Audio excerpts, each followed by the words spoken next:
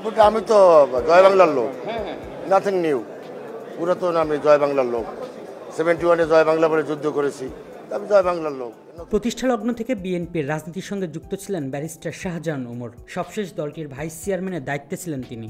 এমনকি বিএনপি সরকারের আমলে মন্ত্রীর দায়িত্ব পালন করেছেন। কিন্তু দ্বাদশ জাতীয় সংসদ নির্বাচনের আগে হঠাৎ করেই 2023 সালের 29 নভেম্বর আওয়ামী লীগের রাজনীতি করার ঘোষণা দেন। পরদিনই নৌকার প্রার্থী হয়ে মনোনয়ন দাখিল করেন শাহজাহান ওমর। সেই নির্বাচনে তিনি বিজয়ী হলেও শেখ হাসিনার মন্ত্রিসভায় জায়গা পাননি।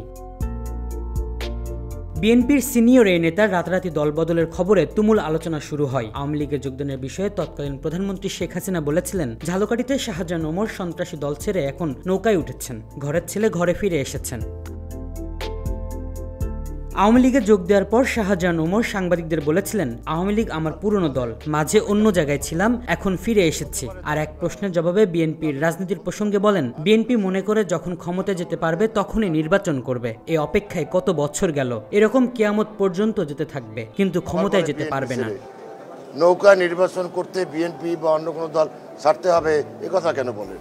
দলবদল আমার অধিকার, আর সংবিধানের কোথাও দলবদল করা যাবে না এমনটা লেখা নেই বলেও মন্তব্য করেছিলেন বিএনপি থেকে বহিষ্কৃত এই নেতা। তবে আগস্টে ছাত্র জনতার বিপ্লবে শেখ হাসিনার পতনের পর থেকে শাহজাহান ওমরের খোঁজ মিলছে না। ঝালকাঠি বিএনপি নেতাকর্মীরা বলছেন, দলের সঙ্গে বিশ্বাসঘাতকতা ও আওয়ামী লীগের রাজনীতির সঙ্গে যুক্ত হওয়ায় দুই কুলি হারিয়েছেন তিনি।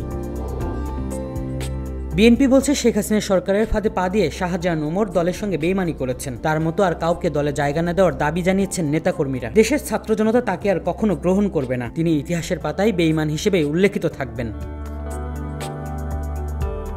আলী ইউনুস হৃদয়, খবর সংযোগ।